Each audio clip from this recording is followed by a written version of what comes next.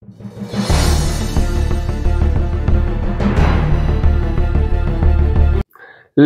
करोड़ों दुरूदो सलाम मोहम्मद मुस्तफ़ा सल्लल्लाहु अलैहि वसल्लम उन पर, उनकी आल पर। अस्सलाम वालेकुम, मैं आपका होस्ट हसन शहबाज। आप देख रहे हैं मेरा डिजिटल चैनल। मैं अपने चैनल में आपको खुशामदीद कहता हूं। अमीर बलाज कत्ल केस में बहुत बड़ी पेशरफ्त हुई है। मरकजी मुलजिम तीफी बट का नामालूम मुकाम से एक इंटरव्यू जारी होता है। क्या ये इंटरव्यू प्लांटेड था या तीफी बट ने किसी को ये मैसेज पहुंचाया है? तीफी बट ने अपना गुस्सा बहुत शदीद इस सवालात में निकाला और बहुत सारे सवालात किए गए, लेकिन तीफी बट ने उस सवालों में से अपने मनपसंद सवाल के जवाब दिए। तीफी बट ने अमीर बलाज की वालदा पे बहुत बड़े संगीन इल्जामात लगाए और तीफी बट ने कहा है कि ट्रकों वाला का जो बिजनेस है वो चर्च का है। ये सारे इल्जामात की तफसीलात में हम आज के इस वीडियो में आपके सामने रखूंगा। अगर आप मेरे चैनल पे नए हैं तो मेरे चैनल को लाइक करें, सब्सक्राइब करें, शेयर करें और कमेंट्स बॉक्स में मुझे जरूर बताया करें कि आपको ये वीडियो मेरी कैसी लगी। और सबसे पहले बढ़ते हैं आज के मौजू पे। जैसे हर जुबान पर ज़द-ए-आम है अमीर बलाज कत्ल केस में, उसमें बहुत बड़ी पेशरफ्त तब होती है जब तीफी बट का नामालूम मुकाम से इंटरव्यू जारी होता है और वो इंटरव्यू ने तहलका खेज मचा देती है और एक दफा फिर केस का रुख चेंज कर देती है। क्या तीफी बट ने ये इंटरव्यू प्लांटेड था या तीफी बट ने अपने मनपसंद सवालात के जवाब दिए, बाकी सबको माइनस कर गया सवालात को? अगर तीफी बट ने सबसे पहले कहा और उस चंद सवालात में से हम आपके साथ मेन सवाल आपके सामने रखेंगे जिसका मौजू बहस बनेगी। सबसे पहले तीफी बट से सवाल पूछा कि अमीर बलाज के कत्ल में आपका हाथ है, क्योंकि अमीर बलाज के कत्ल में मरकजी मुलजिम तीफी बट और गोगी बट है।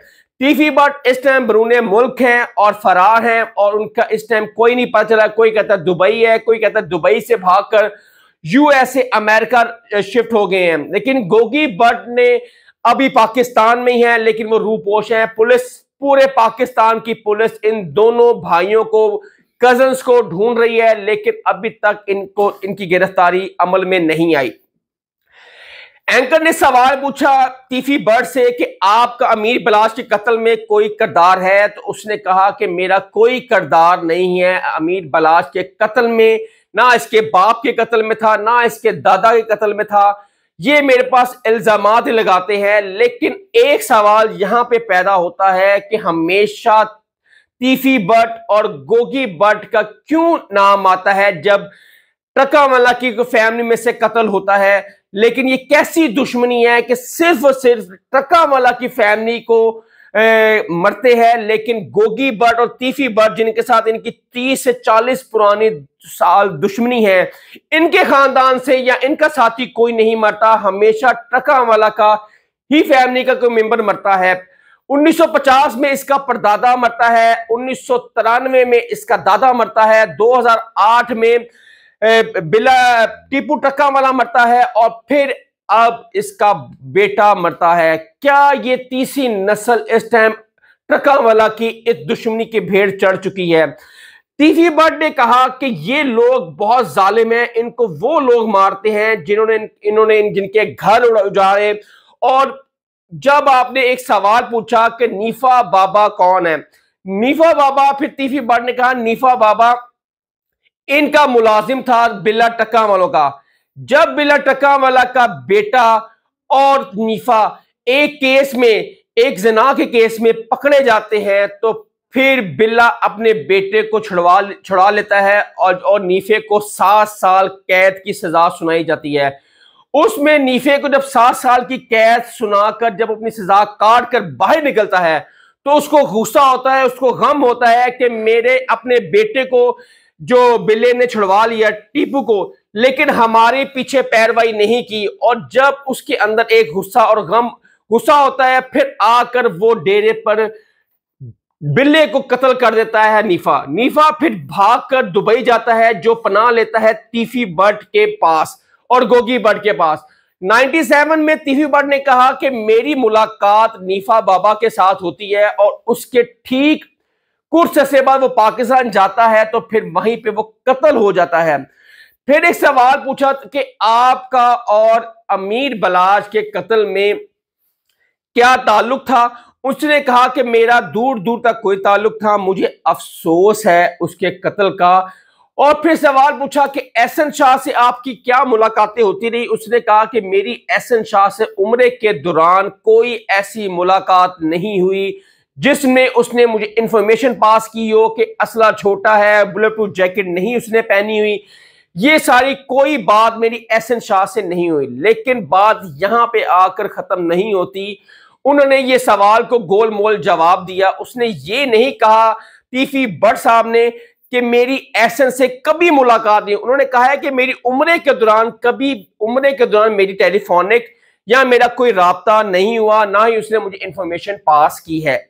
ये कहना टीफी भट्ट ने जो मैसेज दिया है, ये मैसेज लगता है कि आप इंटरव्यू कम और मैसेज ज्यादा दिलवाया गया है। और ये प्लांटेड इंटरव्यू लगता था कि जैसे कि इंटरव्यू नहीं, जैसे वो एक मंजर आम पर आकर उन्होंने अपना बयानिया पेश किया टीफी भट्ट ने कि मैं बेगुनाह हूं, और ये अपना गरज निकाला बिला टक्का वाला और टक्का वाला की फैमिली के अगेंस्ट। उन्होंने उनकी वालदा पे बड़ा संगीन इल्जाम लगाए टीफी भट्ट ने अमीर बलाज की फैमिली पर और उनकी वालदा पे खुसूसन बहुत संगीन इल्जाम लगाए। उन्होंने कहा है कि ये एक बिल टका वाला चर्च का कारोबार करते हैं। पिछले दादा परदादा और टीपू और फिर बिलाज।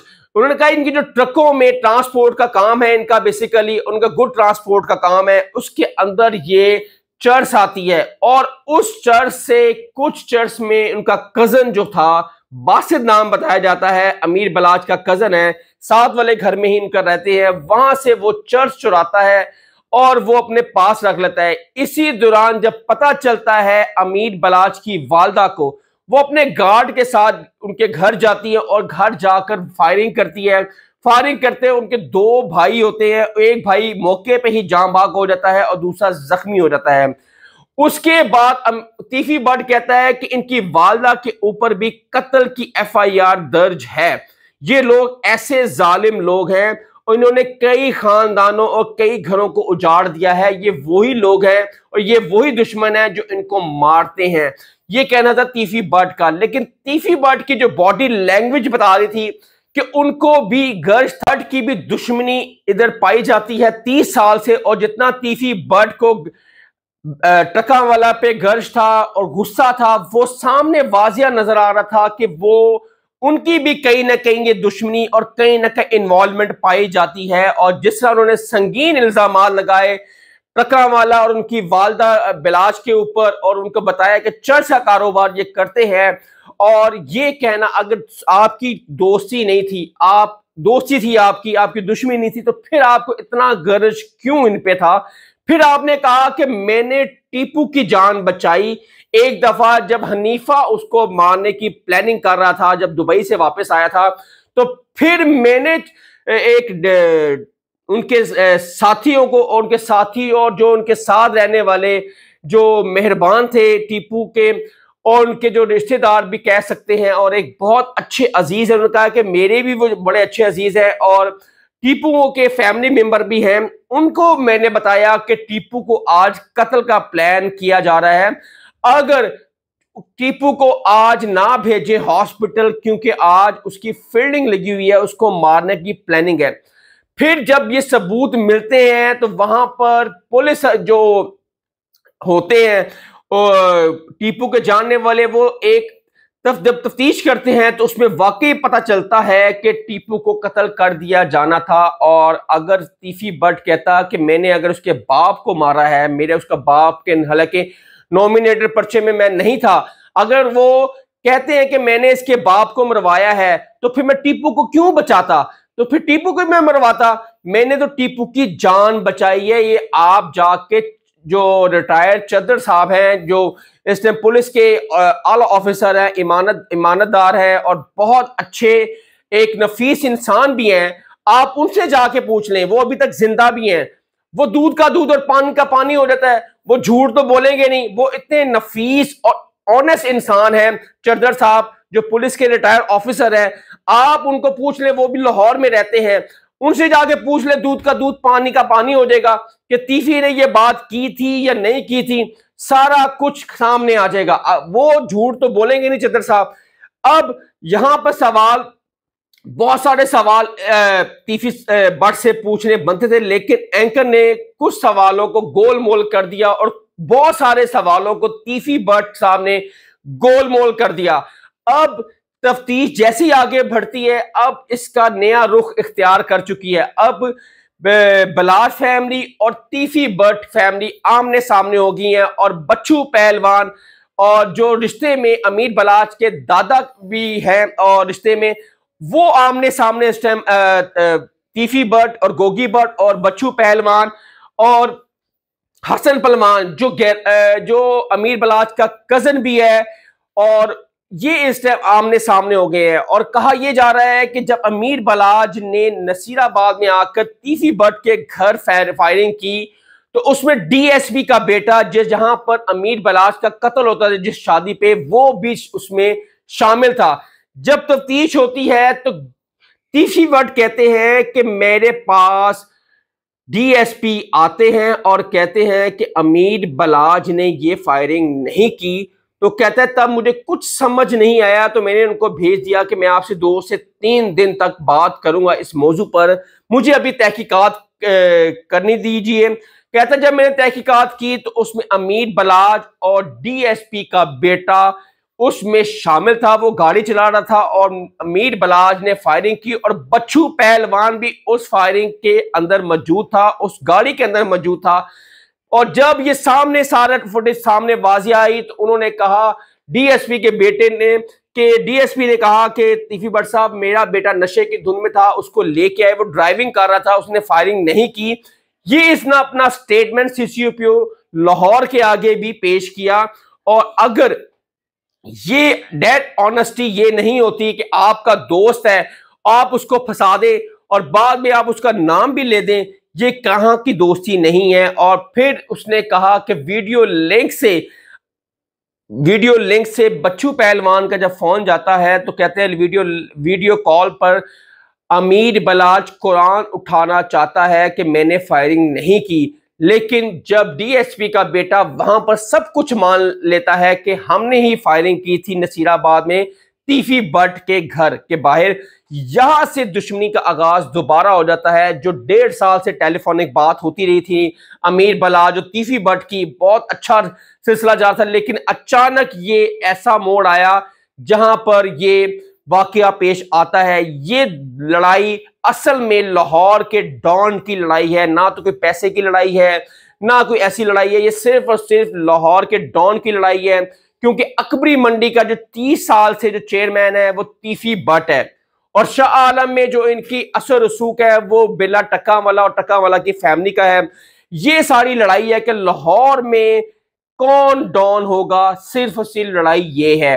अब ये कैसी लड़ाई है कि सिर्फ और सिर्फ टक्कावाला की फैमिली के 4 बंदे, 3 नस्लें मर चुकी हैं और इधर एक भी नस्ल अभी तक नहीं मरी। ये कैसी लड़ाई है, इसके अंदर क्या महरुकात है, कौन कौन इसके पीछे है, अभी बहुत सारे चेहरे बेनकाब होने हैं। और तीफी बट का जो इंटरव्यू है वो एक प्लांटेड इंटरव्यू, और बहुत सारे सवालात के जवाब मुझे लगता है कि तीफी बट साहब ने नहीं दिए।